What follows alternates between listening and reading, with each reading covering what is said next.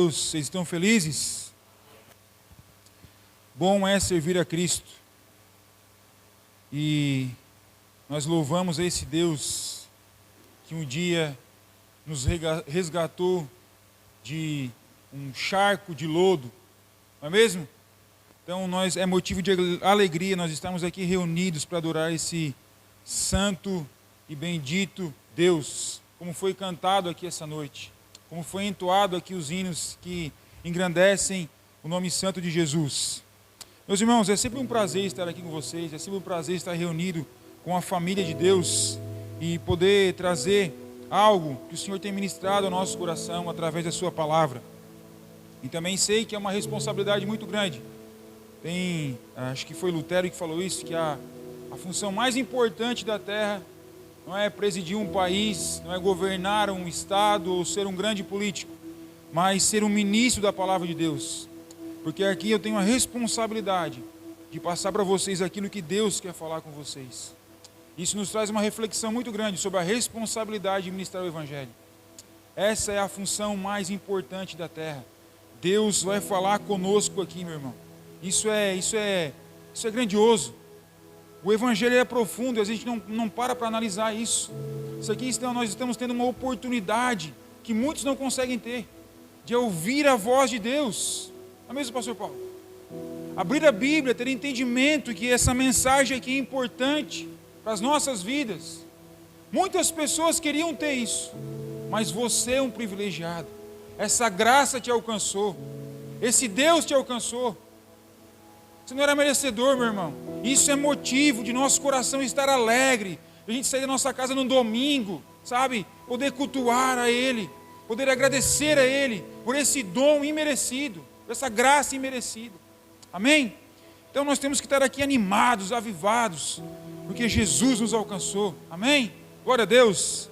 Sem perda de tempo, abre a tua Bíblia lá em 1 Pedro, capítulo 4. 1 Pedro, capítulo 4, verso 1 em diante. Nós vamos falar sobre a prática do Evangelho, como foi anunciado aqui. E é algo que Deus tem falado ao meu coração, sobre nós sermos cristãos praticantes. Porque, meu irmão, vamos falar a verdade aqui. A gente é um bom ouvinte. Muitos são excelentes em transmitir essa boa notícia às pessoas. São especialistas. Mas convenhamos, nós somos muitas vezes fraquinhos em praticar essa mensagem. Não é? O Evangelho é uma boa notícia, como está no lema ali, na visão da igreja de vocês, da igreja aqui, da Igreja Batista de Treviso. Mas ele não se resume só a isso, não é só uma boa notícia a ser compartilhada, mas ele é uma verdade a ser vivida, sabe? Nós nos tornamos bons em transmitir essa boa notícia, mas muitas vezes somos maus praticantes. Nós precisamos vir aqui no domingo, meu irmão, e praticar aquilo que foi ministrado aqui essa noite, no domingo passado, no próximo domingo, nos cultos, nas reuniões, nos pequenos grupos. Precisamos ser praticantes dessa verdade. E é sobre isso que eu vim falar aqui essa noite, sobre a prática do Evangelho. Olha só, verso 1 em diante vai dizer assim, do capítulo 4: portanto, uma vez que Cristo sofreu fisicamente, armem-se com a mesma atitude que ele teve, e estejam prontos para também sofrer. Porque se vocês sofreram fisicamente por Cristo, deixaram o pecado para trás. Não passarão o resto da vida buscando os próprios desejos, mas fazendo a vontade de Deus. No passado, vocês desperdiçaram muito tempo praticando o que gostam de fazer aqueles que não creem: imoralidade e desejos carnais, festas, bebedeiras e festanças desregradas, além da detestável adoração de ídolos. Agora essas pessoas ficam surpresas quando vocês deixam de participar das suas práticas desregradas e destrutivas, e por isso os difamam. Lembre-se, porém, de que eles terão de prestar contas àquele que está pronto para julgar a todos, vivos e mortos. Por isso as boas novas foram anunciadas até mesmo aos mortos, pois, embora estivessem destinados a morrer como todo ser humano, agora vivem para sempre com Deus pelo Espírito. O fim de todas as coisas está próximo. Portanto, sejam sensatos e disciplinados em suas orações. Acima de tudo, amem uns aos outros. Amem uns aos outros sinceramente, pois o amor cobre muitos pecados. Abram a sua casa de bom grado para os que necessitam de um lugar para se hospedar. Deus concedeu um dom a cada um, e vocês devem usá-lo para servir uns aos outros, fazendo bom uso da múltipla e variável graça divina. Você tem o dom de falar, então faça-o de acordo com as palavras de Deus. Tem o dom de ajudar, faça-o com a força que Deus lhe dá. Assim, tudo o que você realizar trará glória a Deus por meio de Jesus Cristo. A Ele sejam a glória e o poder para todos sempre. Amém. Glória a Deus. Amém. Meus irmãos, como eu falei aqui na introdução, nós somos especialistas, meus irmãos, nos tornamos especialistas em transmitir essa notícia, mas muitas vezes temos falhado em viver essa verdade. Nós criamos uma visão, uma dicotomia, essa é a verdade. Nós ensinamos as pessoas a serem bons frequentadores de culto, pessoas religiosas que se reúnem a cada terça, quarta, quinta, sábado e domingo, enfim. Nós somos bons nisso, excelentes nisso. Mas muitas vezes estamos falhando no trato do dia a dia com as pessoas lá no mundo. Criamos uma visão distorcida, onde nós vivemos um evangelho que é fechado em 4 paredes, mas saiu da porta para fora, não pratica aquilo que é ensinado aqui. Ensinamos que no passado que cultuar a Deus é estar aqui em um culto e cantar algumas canções, sabe? E ouvir algumas ministrações e servir aqui a igreja. Isso era servir a Deus até um tempo atrás. Mas graças a Deus que Deus está trazendo entendimento aos pastores, alguns líderes que estão resgatando a essência do evangelho. E como é falado aqui, amar, meu irmão, amar é servir. Adorar a Deus é servir ao teu próximo. Adorar a Deus não é só aqui, vir aqui cantar umas canções, senão isso seria fácil demais. Não. Praticar o evangelho, você tem que ter entendimento que você vai sofrer. Nós somos a geração de cristãos os calabresos de Jeová, expressão que estão usando agora. Sou filho do rei, eu não nasci para sofrer, eu não sofro. Sirvam a Deus que não gosta de ver o seu filho sofrer. E aí eu te pergunto, meu irmão, foi do agrado de Deus esmagar o seu único filho por amor a mim e a ti? Aonde é que nós ouvimos essa mentira? Não por mau caratismo, mas por falta de entendimento, de que cristão não sofre, de que cristão não passa por dificuldade, de cristão não pode perder um ente querido. Aonde que nós ouvimos isso? Sabe? Aonde? Aonde nós nos perdemos no meio do caminho? Nós precisamos trazer a verdade que um cristão, sim, ele sofre. Sabe por quê? Porque agora nós não vivemos mais segundo o ritmo do mundo.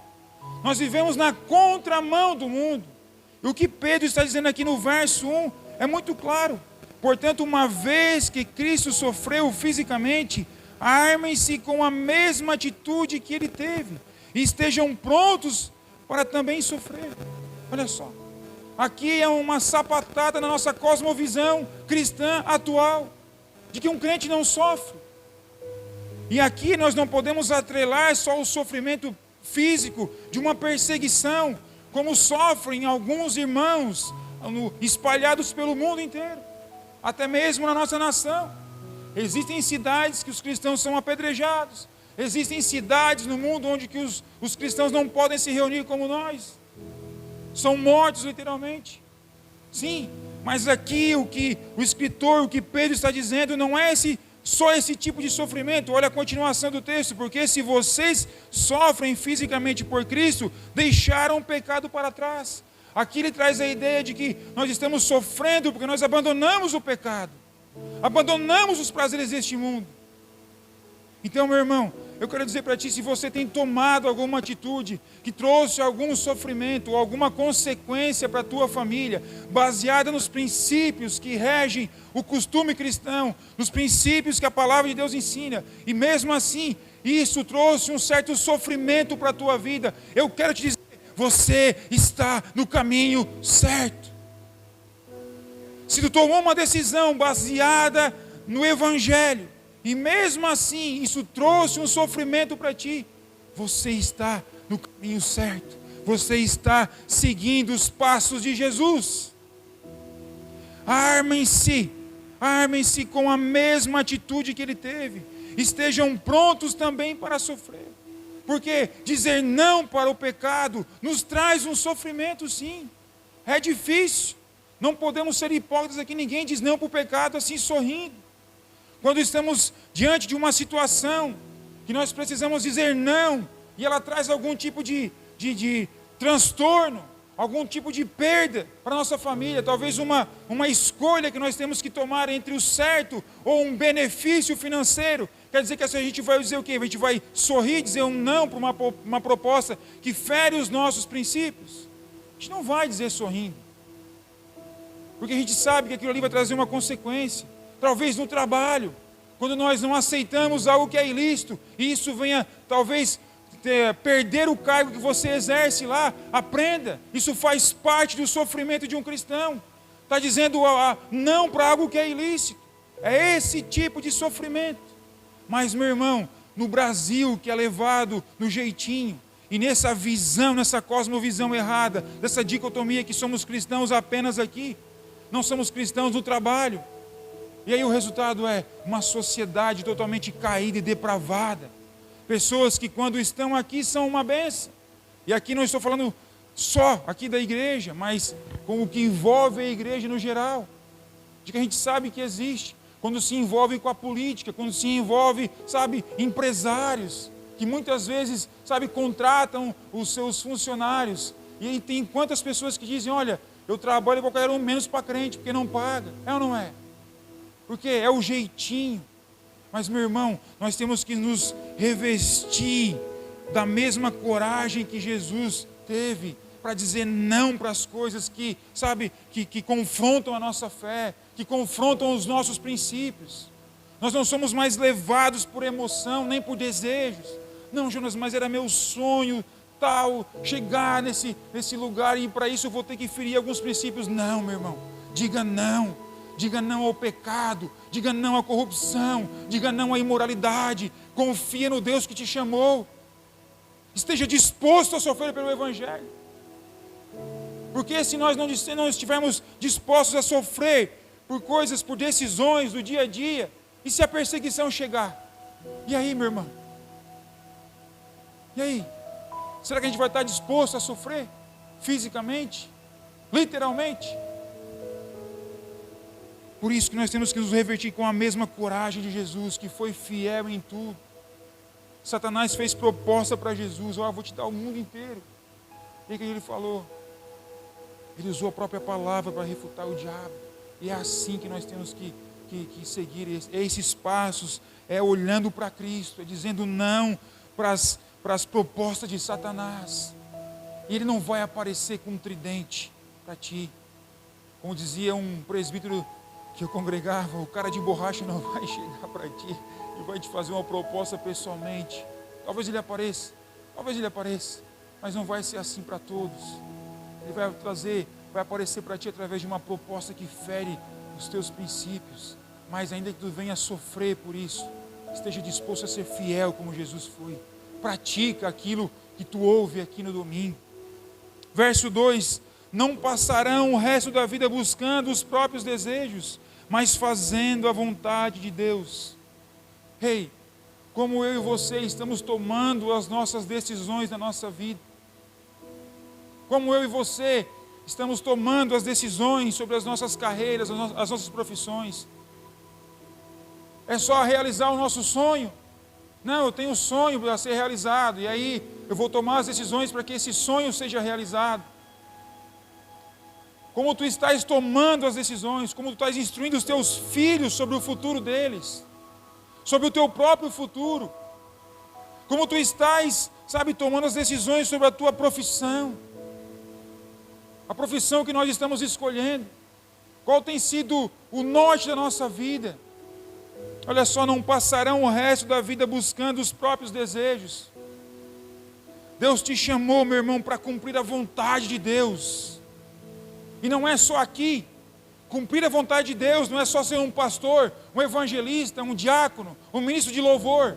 É tu ter uma profissão para a glória de Deus. E não, talvez nós vamos ter que renunciar os nossos sonhos. Talvez o teu sonho, vou usar aqui uma profissão que é muito desejada hoje em dia, por muitos, principalmente para quem é filho de pai rico, coisa que eu não sou, ser médico. Talvez tu tenha que renunciar a uma faculdade de medicina. E talvez o chamado de Deus é porque tu seja um professor, com muito menos remuneração. E isso nos confronta. Mas é isso que Deus nos ensina. Não é o nosso desejo que tem que se sobrepor sobre a nossa vida. Nós não estamos aqui para ser governados pelos nossos sonhos. Mas nós temos que consultar em Deus todas as decisões da nossa vida. Desde uma simples tomada de decisão. Temos que buscar em Deus em oração. E procurar saber, Deus, o que tu queres para mim. Entende? Talvez tu queira empreender, mas talvez isso não é o que Deus tem para a tua vida. Ah, Jonas, mas não é... mas não envolve, o evangelho não envolve enriquecer. Nem todos, meu irmão. E se Deus te chamou para outra coisa? Sabe? Essa cosmovisão de prosperidade entrou na igreja. E agora os crentes não aceitam mais sofrer. Não aceitam mais ter uma vida mediana em relação à vida financeira. Não estão dispostos a dizer não para uma proposta melhor de trabalho. Para cumprir a vontade de Deus, porque estão sendo governados pelos seus próprios desejos ainda. Entende? Porque tem essa visão equivocada de que nós somos cristãos só aqui. Não. Nós somos geração eleita, sacerdócio real. Aonde você coloca a ponta dos teus pés, tu estás cultuando a Deus. A tua vida é um culto de adoração a Deus. A tua profissão é um culto de adoração a Deus. Então Deus tem que ser consultado. Deus tem que ser consultado. Tu não vive mais uma vida desregrada. Tu não vive mais como o mundo vive. Tu precisa praticar o Evangelho. E isso nos traz sofrimento. Abandonar os nossos sonhos por amor a Deus, pelos princípios que regem a nossa vida, nos causa sofrimento. Mas nós temos que olhar para Cristo. Muitas e muitas passagens nos Evangelhos nós vamos ver que Jesus falando para que se cumprisse aquilo que estava escrito, para que se cumprisse a vontade do Pai. O desejo de Jesus era cumprir a vontade de Deus em tudo que Ele fazia, em tudo. E assim é nós, no nosso dia a dia. Não passarão o resto da vida buscando os próprios desejos, mas fazendo a vontade de Deus. Verso 3, no passado vocês desperdiçaram muito tempo praticando o que gostam de fazer aqueles que não creem, a imoralidade e desejos carnais. Olha só, e quando a gente fala de desejo carnal, meu irmão, nós atrelamos apenas a sexualidade, mas aqui desejo carnal engloba tudo. Talvez, cara, Deus te chamou para tu ter uma vida, como eu falei aqui, mediana financeira, e Deus sabe que é o melhor para a tua vida. E aí tu está relutando, não, eu quero ser próspero, eu quero ser rico, eu quero ser um milionário. Não, isso é um desejo carnal também. O amor ao dinheiro pode se encaixar aqui nisso. É um desejo carnal. Entende? Talvez tu tenha que abandonar a tua profissão. E aqui ele vai dizer que as pessoas do mundo vivem dessa maneira, mas nós não. Nós não. Olha só. desejos carnais, farras, bebedeiras e festanças desregradas, além de detestável adoração de ídolos. Agora essas pessoas ficam surpresas quando vocês deixam de participar de suas práticas desregradas e destrutivas. Por isso os difamam. E eu te pergunto, o teu estilo de vida, a maneira como tu vive, sabe, ela diferencia eu e você da maneira como o mundo está vivendo. As pessoas olham para ti e elas fazem isso, ou o teu estilo de vida é praticamente igual ao do mundo. Um certo dia eu vi um corte de um podcast onde uma abençoada falava: olha, a graça de Jesus permite com que eu faça, me perdoe a expressão aqui, mas que eu pratique as minhas putarias, e Jesus vai me salvar do mesmo jeito. Essa é a visão que as pessoas têm hoje, vivendo uma vida desregrada, de qualquer jeito, lançada nos seus prazeres, achando que é a graça que Jesus vai salvar. E não é bem assim, meu irmão. A Bíblia nos confronta. Será que as pessoas estão olhando para nós e estão olhando, olha, estão nos difamando? Porque a difamação faz parte da vida cristã. Quem é que nunca passou por isso? Dentro da família. Ah, agora chegou o santarrão. Sim, sou santo, lavado e remido pelo sangue do Cordeiro. Não temos que nos envergonhar disso. Agora eu bebia, não bebo mais. Agora eu praticava orgias, não pratico mais. Sim, antes eu era imoral, agora não é mais. Agora eu sou lavado e remido pelo sangue do Cordeiro. Que nos cancelem, que nos difamem, que a gente venha sofrer por isso, mas sabendo que nós estamos cumprindo a vontade de Deus para a nossa vida. É isso que Deus espera de mim e de você, que nós venhamos praticar essa verdade. Muitos não estão mais dispostos, meu irmão. Aí eu tenho que, biblicamente, dizer que isso não é evangelho. Um evangelho sem sofrimento, sem dizer não para o pecado, não é o evangelho. Não é o evangelho. Não é a boa nova que transforma. Não é a boa nova que cura. Não é a boa nova que traz vida. Porque nós estávamos mortos e Cristo nos trouxe vida. Se a nossa vida envolve uma vida assim desregrada, nós ainda estamos mortos. Essa é a verdade. E aí faça uma reflexão na tua vida. Em alguma área tu estás praticando isso, é noite de tu se arrepender. É noite de tu abrir o teu coração e falar para Deus: Deus, transforma por completo a minha vida. Eu quero ser um praticante do teu evangelho. Eu quero seguir os teus passos. Eu quero ser como Jesus foi. Peça isso para Deus. Verso 5: lembre-se, porém, de que eles terão de prestar contas àquele que está pronto para julgar todos, vivos e mortos. Porque às vezes quando as pessoas nos difamam, vem a tristeza. Mas o nosso consolo é saber que um dia a justiça do homem ela pode falhar, mas a justiça de Deus não falha. E as pessoas que nos difamam, que querem nos destruir, essa é a verdade, porque muitas vezes invejam, porque ficam escondidos atrás de uma vida de prazer, e na verdade são pessoas vazias, e não têm a mesma coragem que você tem de dizer não para o pecado, e começam a nos difamar. Mas o nosso consolo é saber que um dia todos serão julgados. O justo juiz, aquele que não dorme nem um segundo, aquele que vê tudo, sabe? Talvez tu esteja pensando: olha, mas será que vale a pena tudo isso? Eu estou sofrendo, eu estou dizendo não. Sim, a resposta de Deus para a tua vida essa noite é: vale a pena. Um dia o justo juiz irá julgar vivos e mortos. Amém? E nada vai passar em branco, meu irmão. A balança de Deus vai estar ali para pesar, sabe? E Ele vai pesar aquilo que realmente importa. E Ele não vai deixar passar nada em branco. Os nãos que tu disse, quando as pessoas vieram te convidar para participar de festas e bebedeiras, os dias que tu foi difamado, tudo isso um dia Deus irá te recompensar, baseado na palavra de Deus. Nós estamos falando aqui essa noite, é o que diz. Quando decidiu não ser mais uma pessoa que adorava ídolos, imagens, e as pessoas começaram a te difamar, um dia o justo juiz te recompensará. Aleluia, aleluia, aleluia.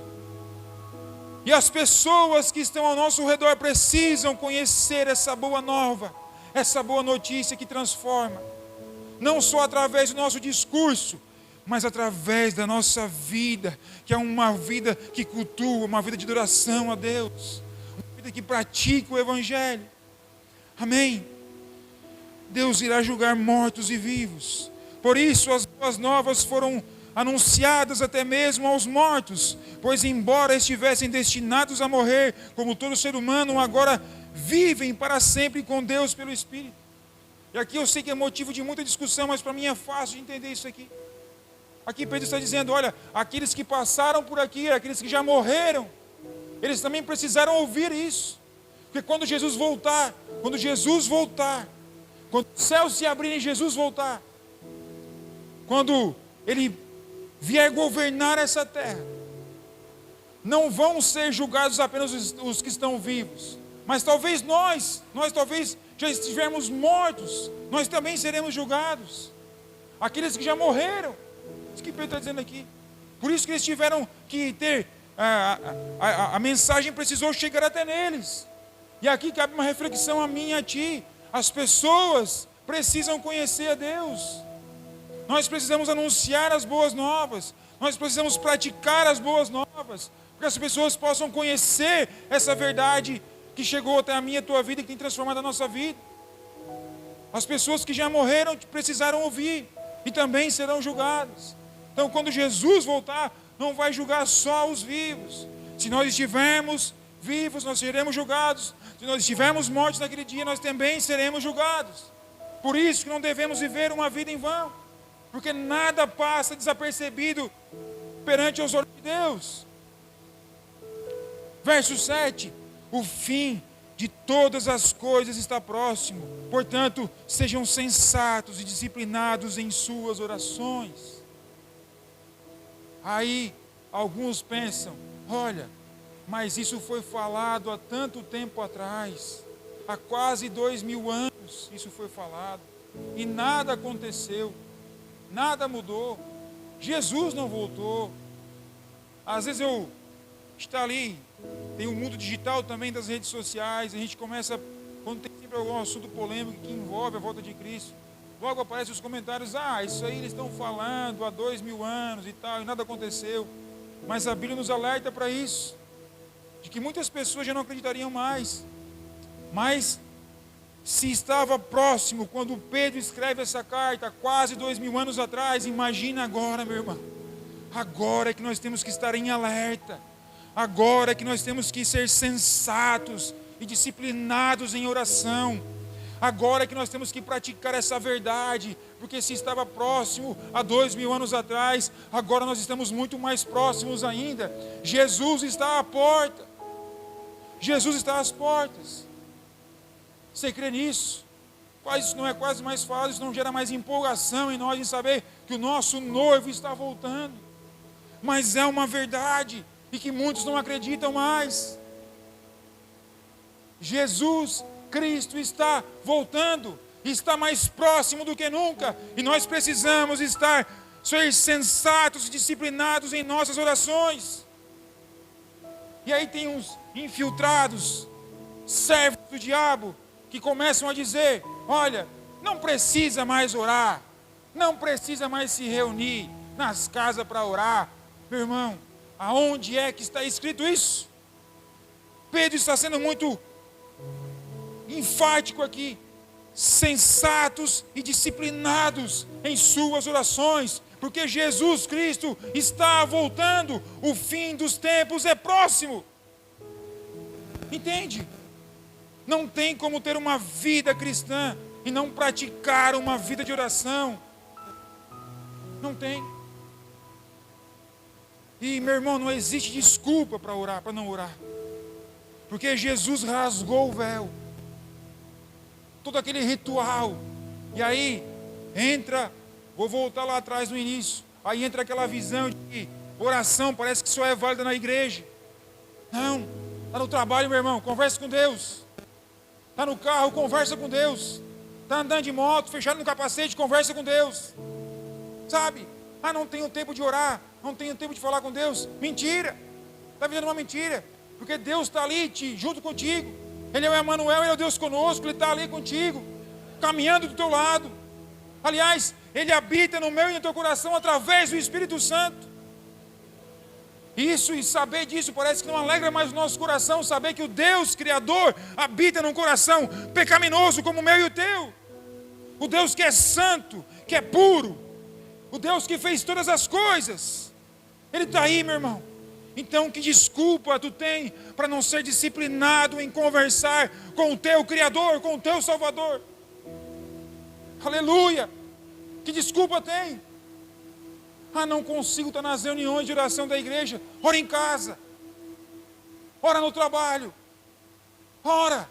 Mas ora. Seja sensato. Seja disciplinado. E tenha uma vida de oração a Deus. Entende? Por que essa visão, essa dicotomia de que nós temos que quebrar isso, de que achar que a gente só é cristão aqui. Nós somos cristãos em todos os lugares. Aí parece que, não, daí a pessoa vai servir a Jesus. Não, não. Você tem que ter maturidade, que congregar faz parte também da vida cristã. Não se resume só a isso. Mas não tem como ser um membro amputado, caminhar sozinho.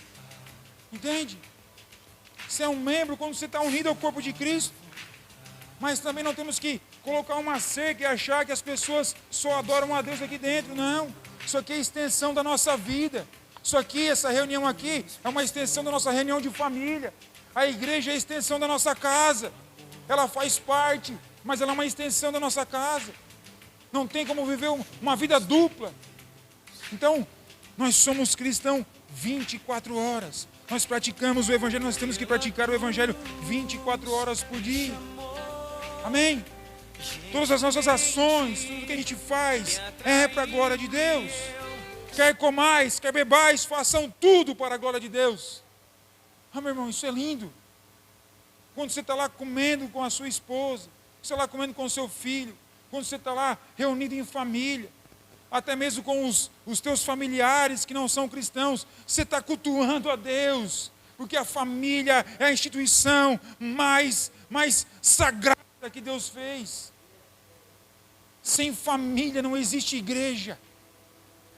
Jesus pagou um alto preço para que a gente pudesse estar aqui reunidos, sim, mas tudo começa dentro da casa, depois se estende à igreja. Famílias alicerçadas na palavra de Deus é sinal de uma igreja estruturada. Amém? Verso 8: acima de tudo, amem uns aos outros sinceramente, pois o amor cobre muitos pecados. Acima de tudo, amem uns aos outros sinceramente. Não tem como amar um amor fingido. Não existe. O amor não é fingido, é isso que Paulo falou, está escrito.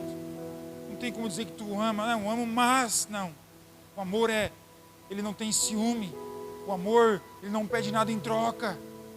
O amor, nosso padrão de amor é Jesus. Olha para a tua vida. Tens algo que tu possa apresentar para Jesus, que seja justo?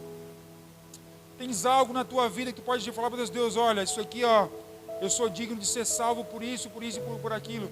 Fez alguma coisa? Não. Mas Jesus te amou. E Ele é o padrão. Então ama as pessoas.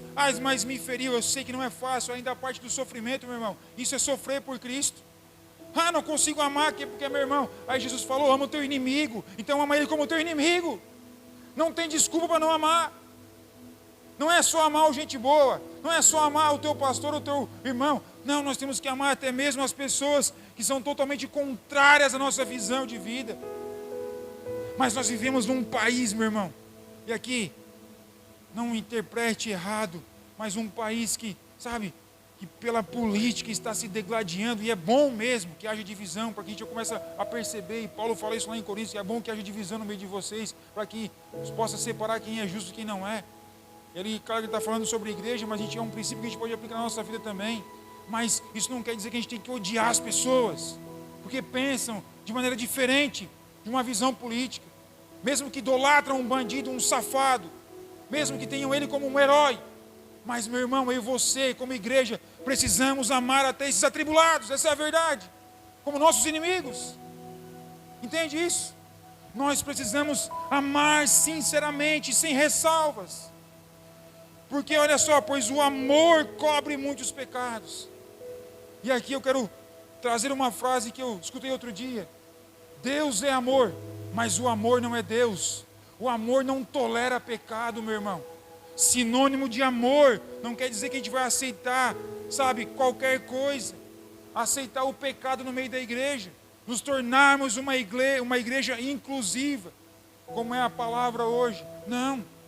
Aqui ele está falando, o amor cobre, não encobre. E existe uma diferença. Cobrir aqui traz uma ideia de sufocar, reprimir, acabar. O amor acaba com o pecado.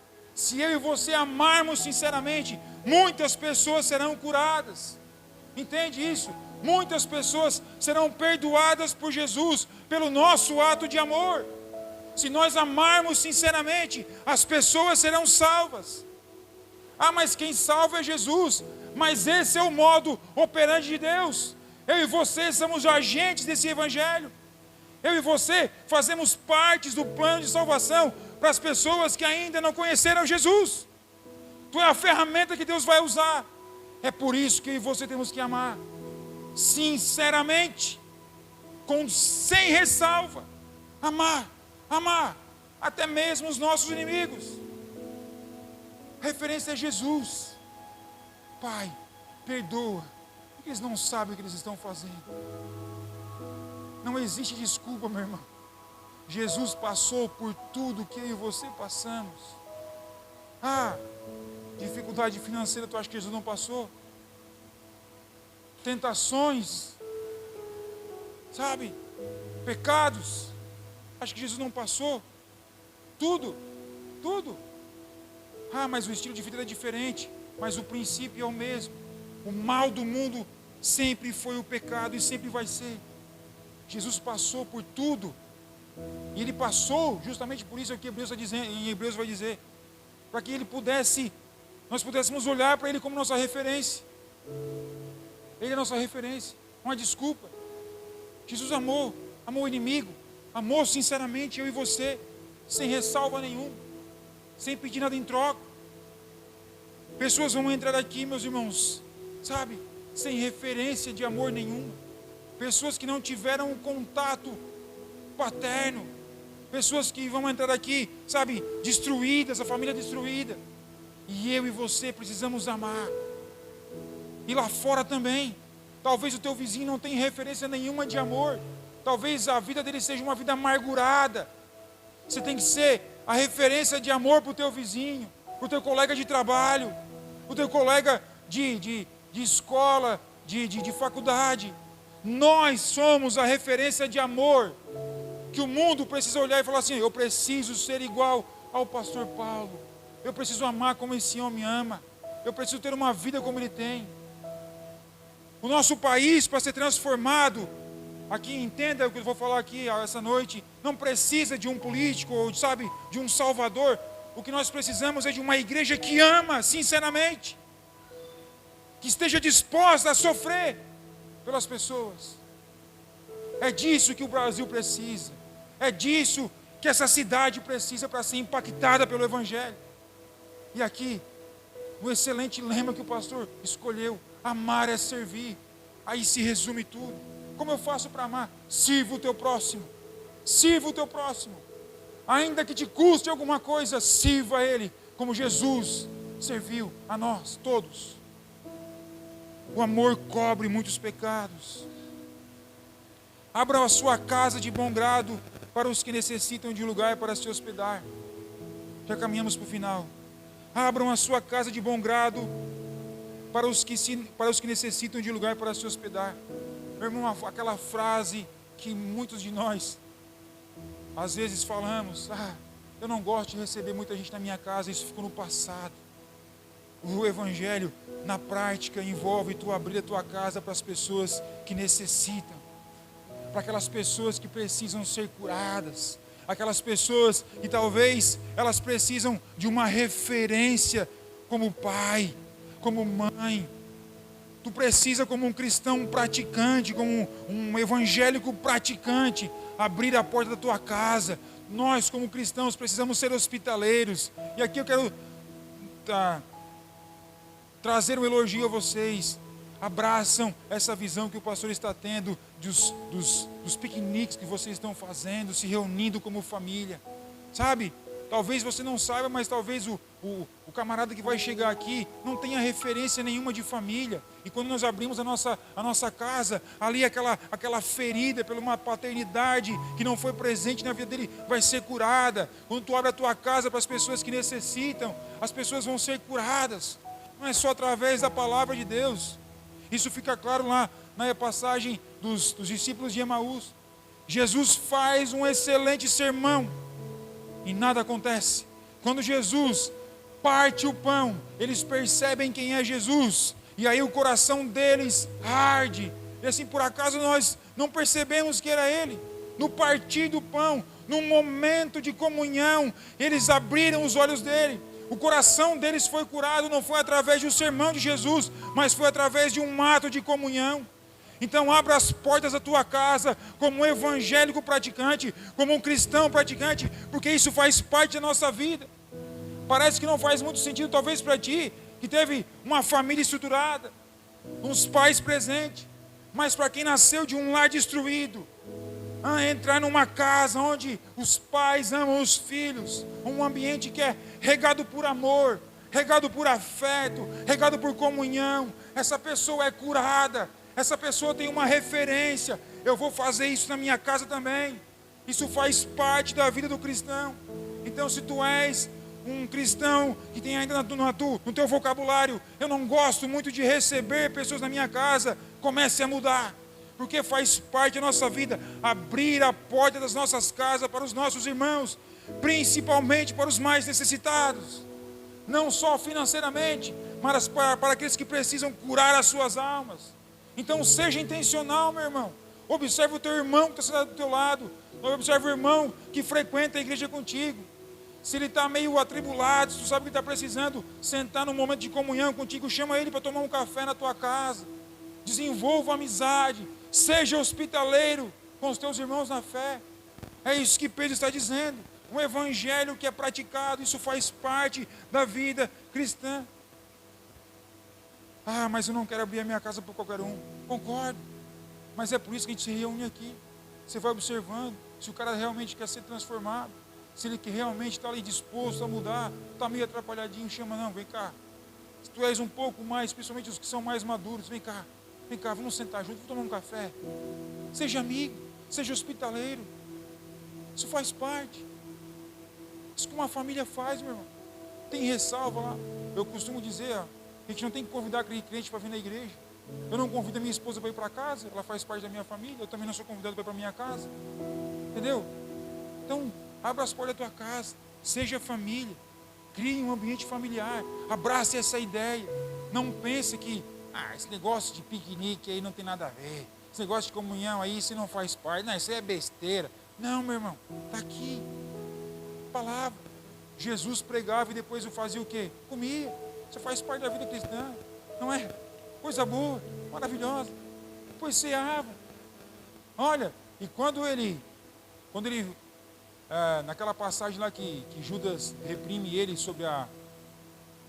reprime a viúva lá da oferta, quando eles acham que Jesus chamou ali os camaradas para dizer a respeito chamar eles para comprar mais coisas. Jesus, ali eu entendo assim, Jesus fazia uma ceia e não economizava. Era hábito deles, se estivesse faltando, ele se preocupava, se ia faltar alimento, vai lá, pega dinheiro da sacola e vai lá e compra mais coisa. Era com abundância. Olha a multiplicação dos pães lá e do peixe. Não sobrou. Jesus da fartura, era com melança mesmo, comia mesmo. Isso faz parte da vida cristã. Momento de comunhão. Não, vamos dispersar essa multidão sem comer. Então aqui, isso faz parte, meu irmão. Abre as portas da tua casa. Nós como igreja, nós como cristãos praticantes precisamos ter isso em nossa mente. Parece que não é nada, mas para algumas pessoas isso vai fazer total diferença. Elas vão ser curadas. Talvez alguém entre aqui na igreja e não seja curada com o sermão do pastor Paulo, ou de qualquer outro que está fazendo uso da tribuna. E aí tu convida ela para ir para a tua casa, no momento de comunhão ela vai ser curada. Entende isso? Isso faz parte do evangelho. Então não seja ranzinza, meu irmão. Seja hospitaleiro. Receba as pessoas com bom grado na tua casa. Amém? Eu tenho falado com a minha esposa, ela fala, ontem, meu irmão, era 00:30, tinha gente lá em casa. E eu queria dormir. Mas eu sou um cristão, praticante. E eu recebi com alegria, e verdade. É verdade. Quem vai querer, no sábado de noite, não quer descansar? Não, faz parte. Com prazer. Saber que tem alguém que está na minha casa para receber alguns conselhos a respeito da igreja, a respeito do evangelho, a respeito da vida. Isso é bom demais. Isso é sinal de que alguém está vendo alguma coisa na tua vida, meu irmão. Tu estás vivendo alguma coisa diferenciada que as pessoas estão observando. Entende? Isso faz parte do sofrimento do cristão. Perder alguns minutos de descanso, de lazer com a família às vezes. Não sempre, também, não negligenciar, mas faz parte. Amém? Verso 10. Deus concedeu um dom a cada um, e vocês devem usá-lo para servir uns aos outros, fazendo bom uso da múltipla e variada graça divina. Verso 11. Você tem o dom de falar. Aqueles que gostam de falar aí. Quem gosta de falar aí? Quem é mais linguarudinho, gosta de falar, quem é tagarela, olha só. Então, faça-o de acordo com a palavra de Deus. Olha só. Se tu gosta de falar, tens o dom de falar, não é para falar mal dos outros. Fala de acordo com a palavra de Deus. Entende isso? É engraçado, mas é uma verdade. As verdades precisam ser ditas. Deus te deu um dom para falar. Tu se expressa bem. Então faça isso para a glória de Deus. Tem o dom de ajudar. Faça-o com a força que Deus lhe dá. Assim tudo que você realizar trará glória a Deus por meio de Jesus Cristo. A Ele seja a glória e o poder para todos sempre. Amém? E aí muitos interpretam isso aqui. Deus concedeu um dom a cada um. Então quer dizer o que? Se está falando aqui para a igreja, usar aqui na igreja? Não. Tudo que a gente faz é para a glória de Deus. Tens o dom de se expressar bem. Se expressa bem lá no teu trabalho, para que as pessoas possam glorificar a Jesus. Deus te deu algum dom, usa ele não só aqui na igreja, mas em todos os lugares que tu estiver, em todos os lugares. Seja um praticante dessa verdade. Comece a praticar a verdade. Não seja apenas um ouvinte da palavra de Deus, mas seja um praticante da palavra de Deus. Deus concedeu o dom a cada um, e vocês devem usá-lo para servir, meu irmão, uns aos outros. A essência do evangelho é isso. É servir. É servir. É servir. Entende isso? Amar é servir. Amar é servir. Esse tem que ser o lema da nossa vida. Tens o dom de falar. Sirva as pessoas com o dom que Deus te deu. Tu tens o dom de ajudar. Ajude com as tuas forças e faça tudo. Tudo. Tudo. Sem ressalva aqui. Tudo. O que é tudo, Jonas? É tudo. Tudo. O teu dormir. O teu levantar. O teu vestir. O teu falar. O teu comer. O teu beber. A tua profissão. O exercício da tua paternidade sobre os teus filhos. A tua cidadania terrena. O trato com a tua esposa. O trato com o teu esposo. A maneira como vocês, a visão como nós passamos do nosso casamento para as pessoas, a maneira como nós tratamos os nossos pais, a maneira como os filhos tratam os pais,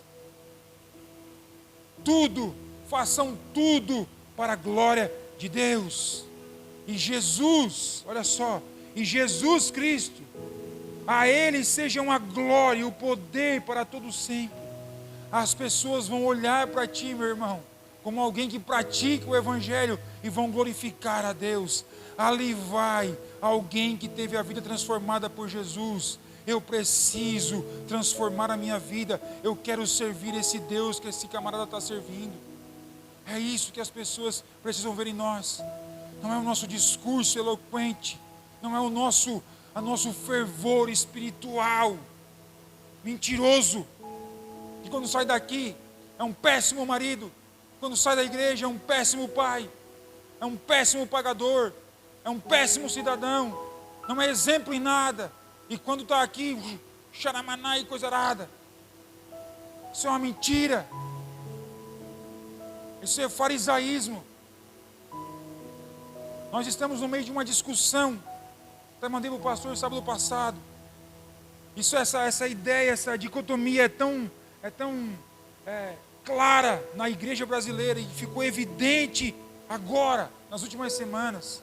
Quem é de rede social vai saber o que eu estou falando. Daquela menina que fez uma canção e aí entrou-se numa discussão. A primeira discussão que eu comecei a observar nas redes sociais é: não é um hino para cantar na igreja, não é uma canção que adora a Deus. Olha que visão, irmão. Tudo que eu faço, ainda que seja uma canção que não tenha o nome de Deus, mas que traga a essência do cristianismo, é uma canção para a glória de Deus. A arte é uma expressão para glorificar a Deus. Porque as catedrais que foram construídas pelos reformadores estão até hoje na Europa e são pontos turísticos. As pessoas vão lá, tiram uma foto. Por quê? Porque foram feitas para a glória de Deus. Vamos gastar o que nós temos até o último centavo. Vamos levantar aqui uma catedral com uma arquitetura que glorifique a Deus. A arte é uma expressão para glorificar a Deus.